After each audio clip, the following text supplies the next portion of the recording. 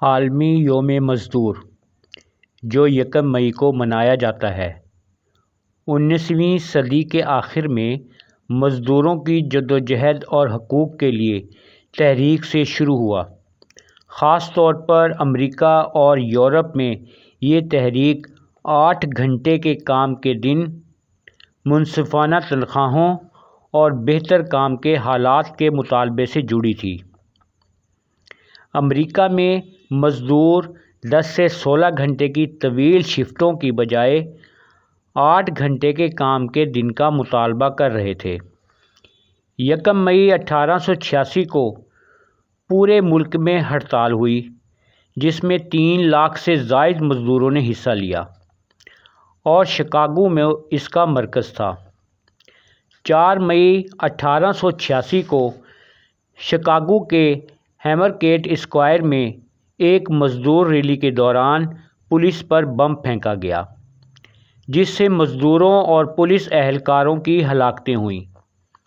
اس واقعے، جسے ہیمرکیٹ افیئر کہا جاتا ہے، نے مزدور تحریک کو عالمی توجہ دلائی اور مزدوروں کی جدوجہد کی علامت بن گیا۔ 1899 میں سوشلسٹ اور مزدور تنظیم سیکنڈ انٹرنیشنل نے پیرس میں اجلاس کیا اور 1 مئی کو عالمی یوم مزدور قرار دیا تاکہ ہیمرکیٹ کے شہداء کی یاد منائی جائے اور دنیا بھر میں مزدوروں کے حقوق کی حمایت کی جائے۔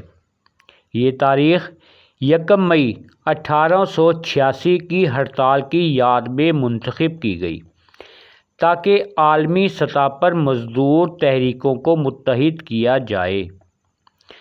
صنعتی انقلاب نے سخت کام کے حالات، بچوں سے مزدوری اور استحصال کو جنم دیا، جس سے اصلاحات کے مطالبات زور پکڑنے لگے۔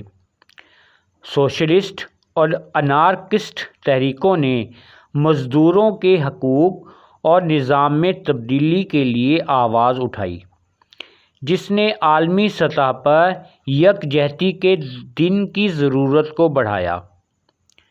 باضابطہ طور پر 1 مئی 1890 کو پہلا عالمی یوم مزدور منایا گیا، جس میں یورپ، امریکہ اور دیگر علاقوں میں ریلیاں اور ہڑتالیں ہوئیں۔ یہ دن عالمی روایت بن گیا، جو یکجہتی اور مزدوروں کے حقوق، منصفانہ تنخواہوں اور سماجی انصاف کی جدوجہد کی علامت ہے۔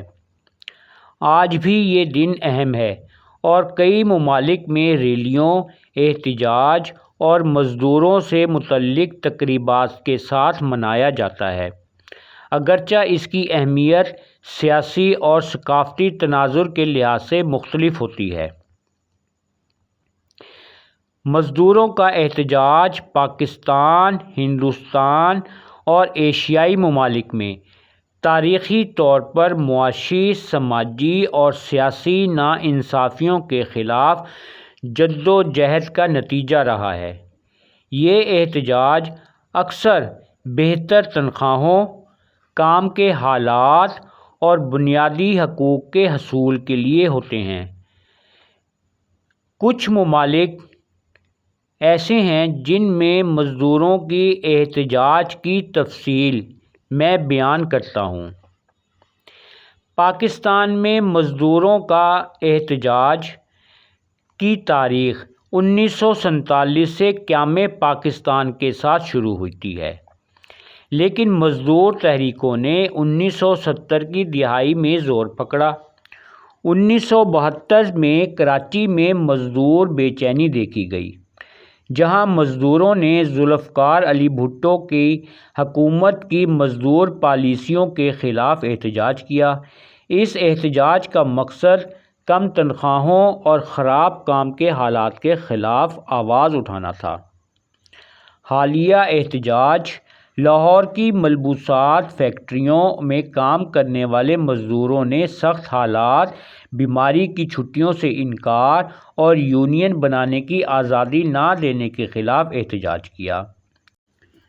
2019 میں فیکٹری انتظامیہ پر الزام تھا کہ وہ آزاد یونینز کو روکتی ہے اور مزدوروں کو دھمکاتی ہے۔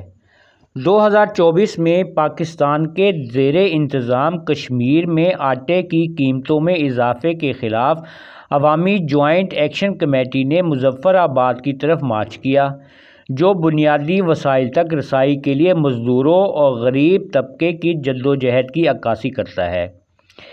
پاکستانی مزدوروں کو کم از کم اجرت نہ ملنا، طویل اوقات کار اور یونین بنانے کی آزادی نہ ہونا جیسے مسائل کا سامنا ہے۔ ٹھیکیداری نظام کی وجہ سے مزدوروں کی حفاظت نظر انداز ہوتی ہے، جس سے حالات کے ساتھ حادثات اور اموات عام ہیں۔ ہندوستان میں مزدوروں کے احتجاج کی تاریخ متحدہ ہندوستان سے شروع ہوتی ہے۔ 1923 میں مدراس میں مزدور کسان پارٹی نے پہلی بار 1 مئی کو یوم مزدور منایا۔ صنعتی انقلاب کے بعد مزدوروں سے 18 گھنٹے تک کام لیا جاتا تھا، جس کے خلاف سوشلسٹ ٹریڈ یونینز نے آواز اٹھائی۔ 2021 میں ہندوستانی کسانوں نے نئے زرعی قوانین کے خلاف بڑے پیمانے پر احتجاج کیا، جو مزدوروں اور کسانوں کی مشترکہ جدوجہد کی مثال ہے۔ اس احتجاج نے حکومت پر دباؤ ڈالا اور قوانین واپس لینے پر مجبور کیا۔ ہندوستان میں بھی مزدوروں کو کم تنخواہ، غیر یقینی ملازمت اور استحصال کا سامنا ہے۔ خاص طور پر غیر منظم شعبے میں کام کرنے والے مزدور جیسے کہ گھریلو ملازمین بنیادی حقوق سے محروم ہیں۔ ایشیائی ممالک میں مزدوروں کے احتجاج کی نوعیت متنوع ہے، لیکن زیادہ تر ممالک میں استحصال، کم تنخواہ اور غیر انسانی کام کے حالات اس کی وجہ ہیں۔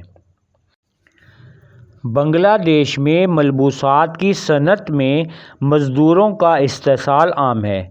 2013 کے رانا پلازا حادثے کے بعد جہاں 1100 سے زائد مزدور ہلاک ہوئے، بڑے پیمانے پر احتجاج ہوئے، جس سے عالمی سطح پر مزدوروں کے حالات بہتر بنانے کے لیے دباؤ بڑھا۔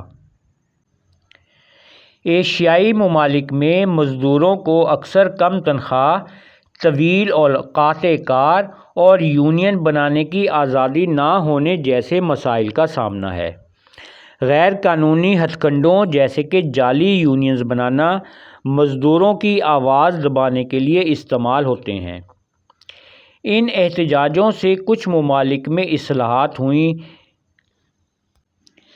پاکستان، ہندوستان اور دیگر ایشیائی ممالک میں مزدوروں کے احتجاج نے تاریخی طور پر ان کے حقوق کے لیے آواز اٹھائی ہے، لیکن استحصال، کم تنخواہ اور غیر انسانی حالات اب بھی بڑے چیلنجز ہیں۔